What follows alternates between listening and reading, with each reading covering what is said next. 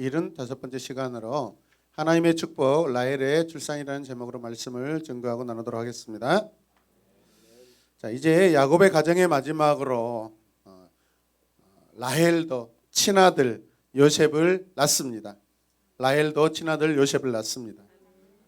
오늘 우리가 읽었던 이 내러티브는 라헬의 엄청난 시기 질투, 전쟁과 같은 그 투쟁 가운데 중요한 승리를 하고 있음을 표현하고 있습니다. 라헬이 오랜 불임 끝에 아들을 출산하는 것은 이 사랑받는 아내를 위한 하나님의 계획을 정확하게 강력하게 드러내 보여주고 있는 그런 말씀입니다. 오늘 22절 말씀 함께 보실 때 하나님은 라헬도 뭐 하셨다? 기억하셨다. 하나님이 라헬의 호소를 들으시고 그의 태를 열어주셨다 했는데 먼저 하나님께서는 라헬을 뭐 하셨다고요? 기억하셨다. 기억하셨다는 히브리어로 자카르라는 이 단어인데 기억하다, 집중하다. 하나님께서 라헬을 기억해 주시고 하나님께서 라헬의 삶을 집중해서 보셨다라는 그러한 말씀입니다. 아멘. 네. 우리 인간이 누군가를 기억한다는 것은 참으로 소중한 일이 아니겠어요? 하물며 하나님께서 인간을 기억해 주시는 것은 참으로 영광스러운 일인 줄로 믿습니다. 오늘 하나님께서 라헬을 깊이 바라보시고 계심을 봅니다. 하나님께서 선하게 라헬의 삶에 관계해 주셨다라고 말씀을 이해하시길 바랍니다. 하나님께서 우리 성도들을 오래오래 기억해 주시길 간절히 바랍니다. 하나님께 오래오래 기억되는 우리의 삶이 되길 원합니다. 22절 말씀을 보면 하나님은 라헬도 기억하셨는데 왜 기억하셨는가? 거기에 보면은 어떤 상황에 대해서 말씀하고 있는데 하나님이 라헬의 뭘 들으셔요? 호소를 들으시고라고 되어 있습니다. 하나님께서 라헬이 어떤 굉장히 부르짖고 탄식하고 하나님께 세번역 성경이 아닌 개역 개정에서는 기도했다라고 그렇게 되어 있습니다. 자, 그런데 하나님이 라헬을 기억해 주시고 집중해 주신 이유가 뭐냐면 그것이 무엇이냐면 라헬의 호소했다는 거예요. 그 호소를 하나님이 들으셨다는 거예요. 그래서 그의 태를 열어주셨다는 것이죠. 이해되십니까?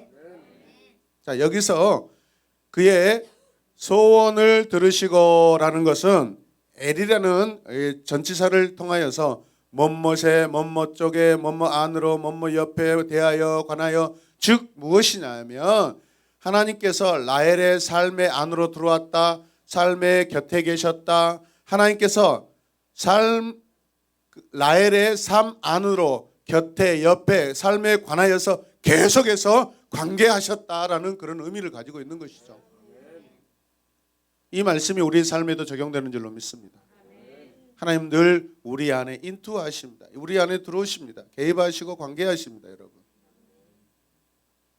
항상 계신 하나님인 줄로 믿습니다.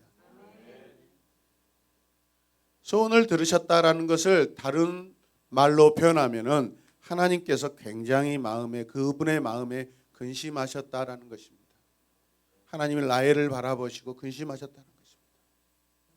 하나님께서 이 땅을 바라보시고 이 땅에 있는 모든 사는 인류들을 바라보실 때 근심하지 않은 그 인간이 어디 있겠습니까? 모든 인간들은 하나님의 근심의 대상이고 긍휼의 대상이고 사랑의 대상인 줄로 믿습니다. 라헬이 비록 우상 숭배와 미신적인 그런 행동이 가득한 여인이었음에도 불구하고 긍휼이 풍성하시고 인자와 자비가 많으신 하나님께서 자기 백성 야곱의 아내 라헬을 마음에 근심하시며 보셨다라는 거예요. 여러분 이해되십니까?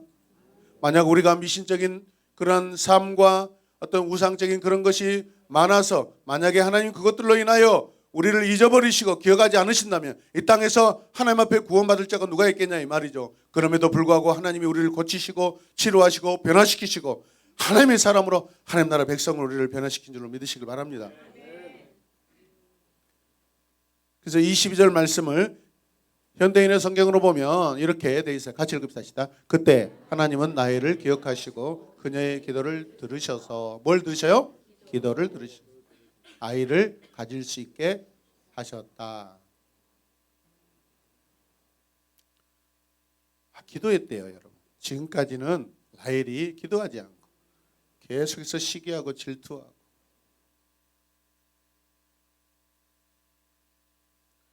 아마도 라헬이 거의 아마 자기의 심령의 어떤 시간적인 관계로는 마지막 지점에 와 있는 것 같아요. 언니는 그냥 자식을 숭숭숭 나는데 자기는 뭐냐 이 말이죠. 주께서 불쌍히 여겨주신 줄로 믿습니다. 그녀의 태를 열어주셨다라고 말씀하고 있는데 여기서 열다라는 것은 풀어주다, 해방하다라는 의미를 같이 가지고 있습니다. 그렇습니다, 여러분. 우리의 모든 문제 주님이 풀어주셔야 풀리는 줄로 믿습니다. 우리가 어떤 것에 묶였다라는 것은 자유가 없다는 것입니다. 그게 우리가 계속해서 근심, 걱정, 어떤 고통 가운데 매여 있는 것이죠. 그러므로 그런 상황들을 하나님께서 해방해 주셨다는 것은 우리에게 참 자유가 우리에게 주어진 줄로 믿습니다. 여러분 모든 문제가 하나님께서 해방시켜 주시고 풀어주시길 주님의 이름으로 축복합니다. 여호와 하나님께서 라헬의 근심, 걱정, 인생의 두려움을 풀어주십니다. 두려움에서 해방시켜 주십니다. 애굽에서 종으로 전락되어 살아가는 이스라엘 백성들을 찾아오신 하나님 여러분 기억하시죠? 출애굽기 2장 24절에서 25절 말씀을 한번 보실래요? 같이 읽읍시다. 하나님이 그들의 고통 소리를 들으시고 하나님 아브라함과 이삭과 야곱에게 세운 그의 언약을 기억하사 하나님이 이스라엘 자손을 모하시고 돌보셨고 하나님이 그들을 기억하셨더라라고 되어 있습니다. 굉장히 본문 말씀이 마치 뭐죠? 같은 말씀처럼 우리가 보아져요, 여러분. 그런데 원어에 보니까 단어가 다르더라고요. 기억하시고 들으시고 열어주셨는데 여기서 기억하셨다라는 것은 출애굽기에 기억하셨다라는 것은 히브리어로 다른 단어를 쓴데 무슨 단어냐면 야다라고 되어 있습니다. 야다. 우리가 잘 알다시피 야다는 하나님과 관계를 말씀하는 그런 단어이죠, 여러분. 하나님이 이스라엘 백성 고통 가운데 신음하고 있는 탄식하고 있는 이 백성에게 오셨다. 관계해 주셨다. 아멘. 깊이 완전히 들어오신 거죠, 여러분. 관계해 주신 것이죠. 믿습니까? 하나님이 관계해 주실 때 어떻게 됩니까? 이스라엘 백성들은 해방이 찾아옵니다. 자유가 찾아옵니다. 구원이 찾아옵니다. 아멘이죠. 우리 하나님은 어떤 하나님이세요? 22절 말씀 다시 보시면 노란 글씨 시작. 기억하셨다, 들으셨다, 열어주셨다. 기억하시고 들으시고 열어주신 하나님이죠. 아멘. 우리 하나님은 기억하신 하나님이에요. 우리 하나님은 여러분의 모든 고통을 들으신 하나님이에요. 우리 하나님은 묶여있고 닫혀있는 라헬의 태를 열어주신 하나님이셔요. 그래서 23절에 라헬은 결국 임신을 하여 아들을 낳았는데 뭐라고 고백해요? 하나님이 나의 부끄러움을 벗겨주셨구나. 닫혀있고 매여있고 여러분 그런 상황들을 마치 나의 부끄러움으로 생각하고 있다는 건 부끄럽죠, 여러분. 언니와 그렇게 경쟁했는데 처음에는 남편에게 사랑하는 것이 사랑하는 것이 그 사랑이 다인 줄 알았죠, 여러분. 그러나 인간의 사랑은 여러분 유한합니다. 한계가 있어요.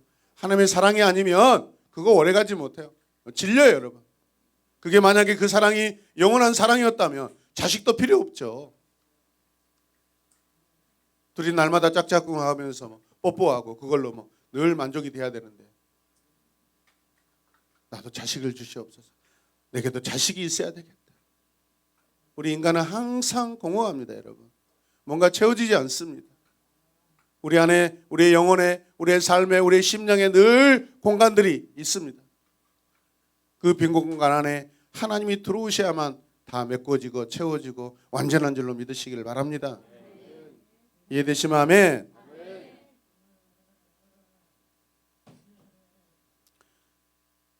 그래서 임신을 하게 되죠, 여러분.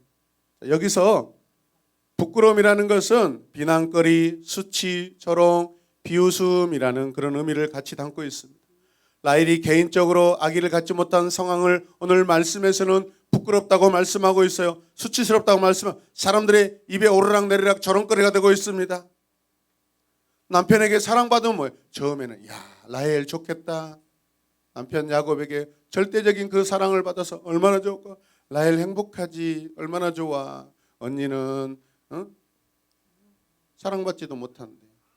라헬 좋겠다. 그 야곱에게 그렇게 사랑받아서. 그런데 사람들의 생각이 달라져요. 사랑이 뭐해? 자식이 있어야지. 자식이 있으면 뭐해? 돈이 있어야지. 돈이 있으면 뭐해?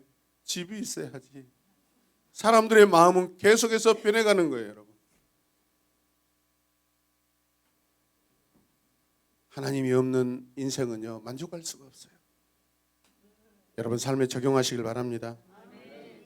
그래서 지금 라헬의 심정이 어때요? 이 아이를 가졌을 때 그 심정이 어떤 심정이었을까요? 엄청난 기쁨의 표현을 하고 있는 것입니다.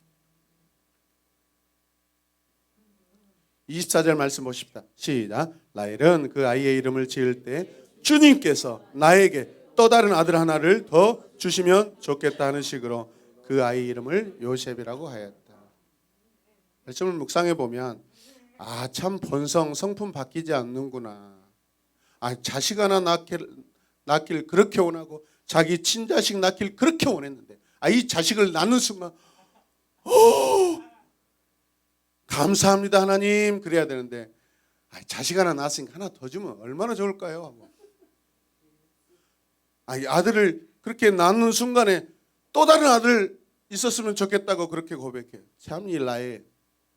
그렇죠 여러분. 내 모습 같지 않아요?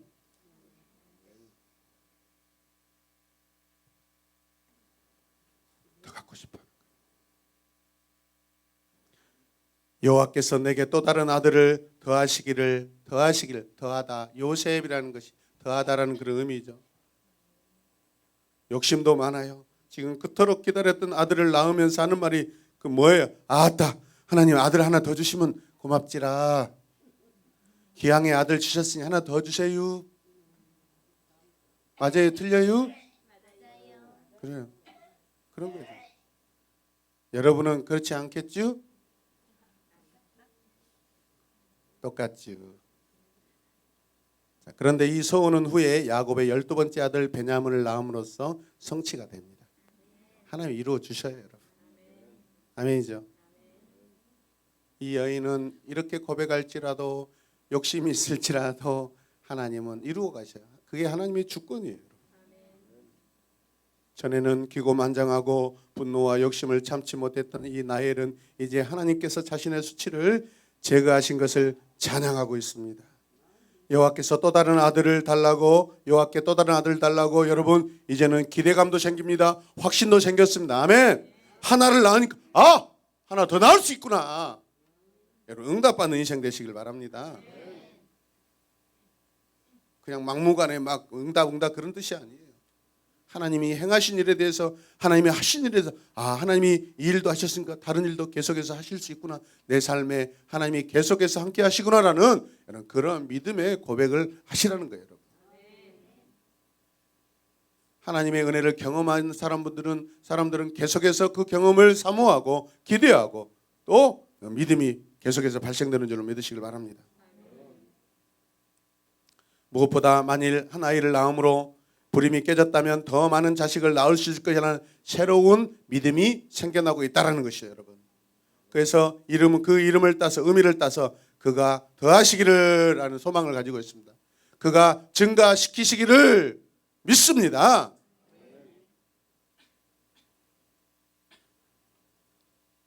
그래서 제가 이 말씀을 준비하면서 생각나는 찬양이 있었어요. 야곱의 축복이라는 찬양이 있는데 한번 불러볼까요? 너는 담장 너머로 뻗은 나무 가지에 푸른 열매처럼 하나님의 귀한 축복이 삶에 가득히 라헬의 삶에 너는 어떤 시련이 와도 어떤 시련이 와도 능히 이겨낼 강한 발이 있어. 전능하신 하나님께서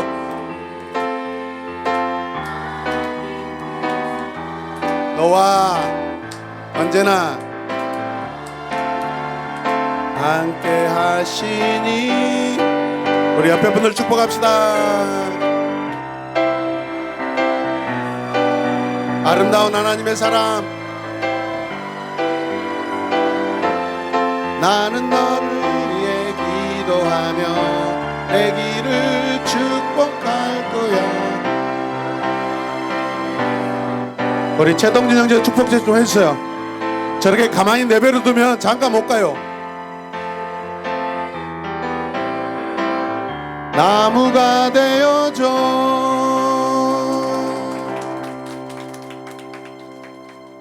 이 모든 일들은 라헬을 위하여 이루어진 것 같지만 사실은 여러분 하나님께서 아브라함의 약속을 따라서 야곱에게 이루어 주신 거예요. 야곱을 통해서 야곱의 인생 안에서 이루어지는 그 약속 성취가 라헬의 삶을 통하여서 보여주고 있는 거예요. 여러분 믿으시면 아멘.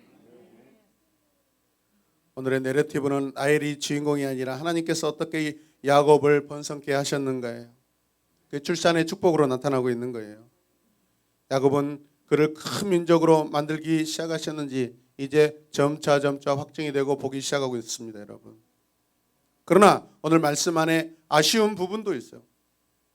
그 무엇이냐면 왜 그들은 화해하지 않았는가? 누구하고 누구? 레아와 라헬이 왜 화해하지 않았는가? 이게 오늘 상당히 해결되지 않는 미제, 사건의 미제입니다.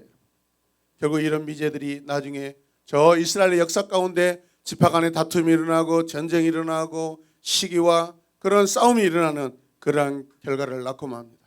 아마도 그들은 후대에 가서 그들은 이스라엘의 후손들, 이스라엘의 민족들은 나중에 우리가 왜 이렇게 싸우지? 레아와 라헬이 싸워서 우리도 그렇게 되고 있나라고 얼추 그렇게 생각할 수도 있습니다. 부모님들 싸우지 마시길 바랍니다.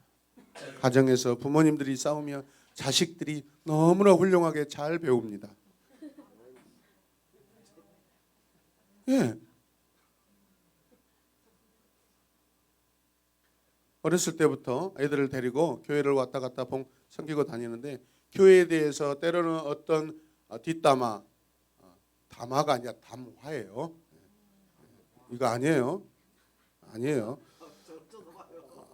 아니 그렇게 생겼잖아. 지금 날 똑바로 쳐다보는데 나 진짜 불만 가지고 쳐다본 줄 알고. 그런 게 아니라 여기서 애화의 대상은 저하고 가장 편하신 분이기 때문에 하는 거예요. 여러분. 제발 마음 좀 알아주세요. 언제까지 우리가 이렇게 불신의 세계를 계속 걸어야 돼요? 곧 있으면 눈도 오고 얼음도 얼 텐데.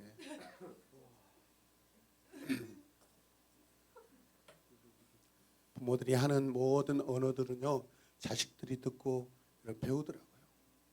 조심해야 돼요. 할렐루야.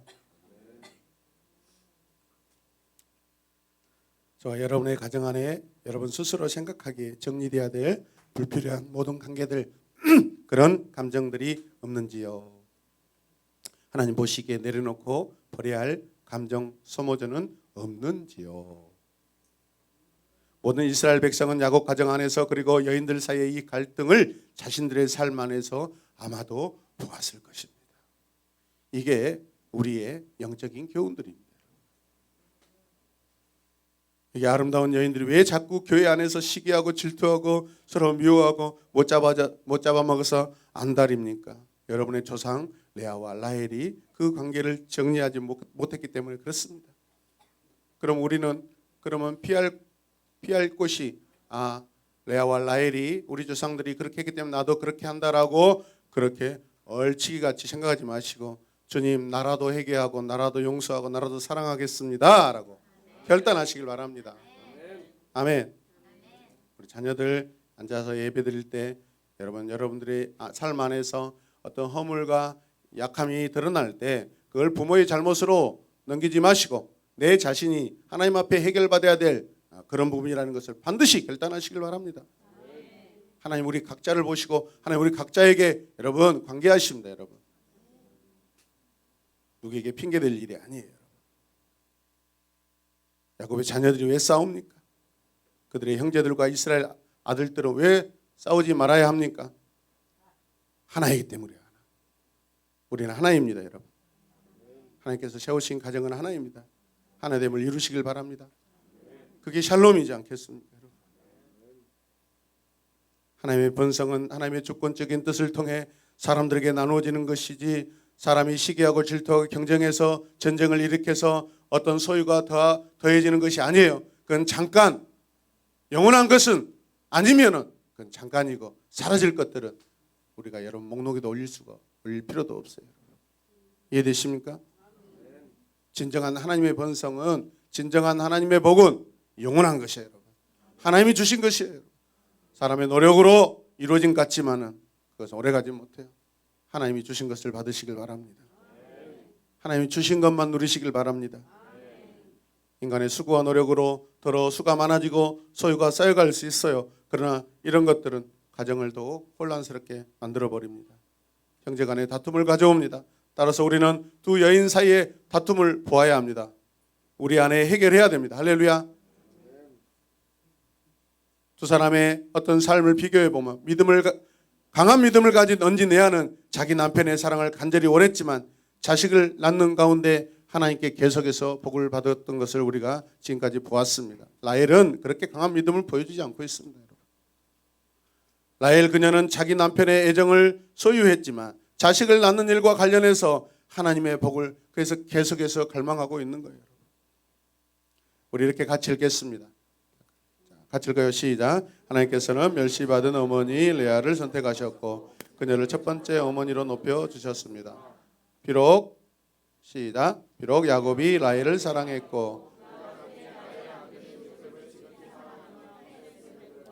하나님을 찬양하고 섬기는 유다라는 왕족과 레이라는 제사장 부족은 누구에게서? 레아에게서 나왔습니다. 아멘.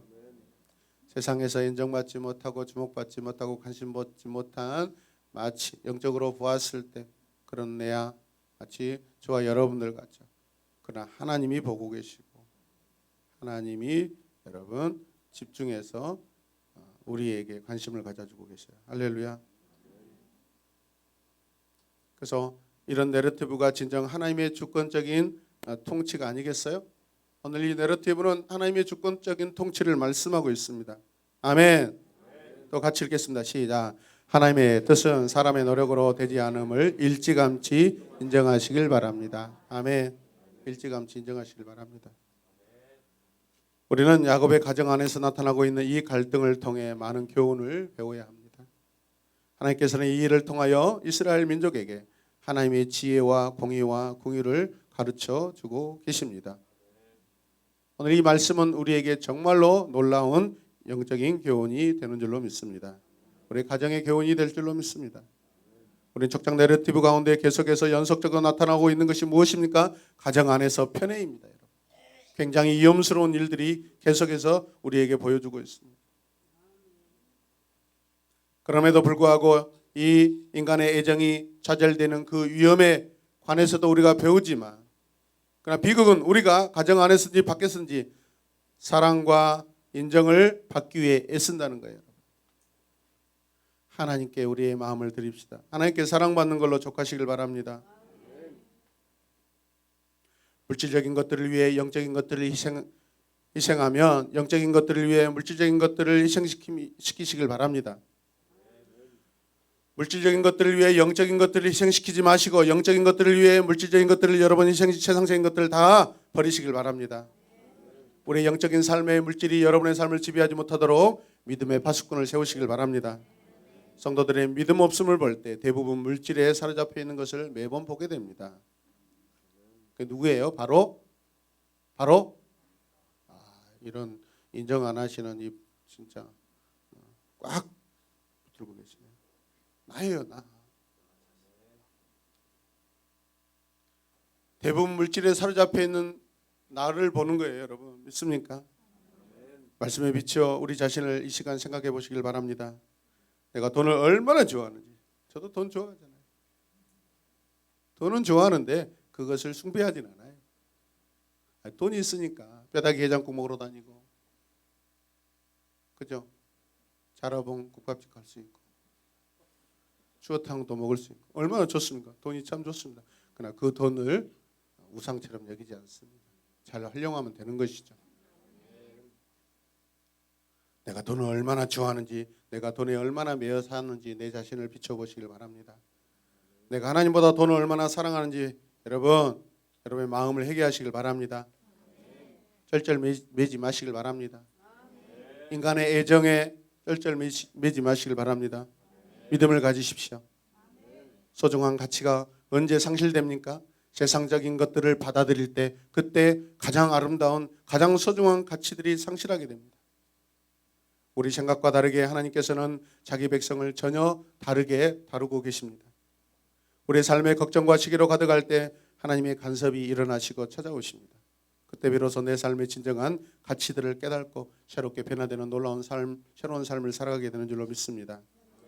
함께 읽겠습니다. 하나님의 백성은 뼈아픈 고통으로 이어지는 시기와 다툼을 버리고 주권적인 지혜와 공의와 공의를 가운데 복을 베푸신다. 누가요? 하나님께서 백성들에게. 이런 진리를 받아들이시길 바랍니다. 우리 하나님의 축복의 선택은 인간의 기준에 의해 결정된 것이 아님을 배워야 합니다. 우리 하나님께서는 본질상 인간이 거부하는 일이나 사람, 곧 낙심한 사람, 고통당하는 사람, 어려움을 겪는 사람, 핍박받는 사람, 그리고 거절당한 사람을 위해 역사하십니다. 내가 바로 그런 사람입니다. 자신이 그런 처지에 놓여 있다고 생각하는 사람은 믿음으로 말미암아 하나님을 의지할 수 있습니다. 하나님, 우리 새로운 교회 성도들이 담임 목사인 저를 막 버려요. 저를 불쌍히 여겨주세요. 저를 막 귀하게 저를 여기지 않고 저를 함부로 대해요. 하나님, 저들이 저를 버리지 않도록 해주세요. 저를 가치 없이 대하지 않게 해주세요. 저는 항상 과거에 이런 기도를 했단 말이에요. 여러분들이 저를 얼마나 무시하고 힘들게 했습니까? 그렇게 했던 분들만 아멘. 5분만 양심이 있고 다른 분들은 신앙의 양심이 없는 것을 볼 때 사경회를 통해서 많이 회개하시길 바랍니다. 회개는 여러분 하나님 앞에 진실하고 떳떳하게 하시길 바랍니다. 아멘은 또 이렇게 내용이 없는 아멘은 또 쉽게 하셔요. 다시 하겠습니다. 구체적으로 내용을 가져와서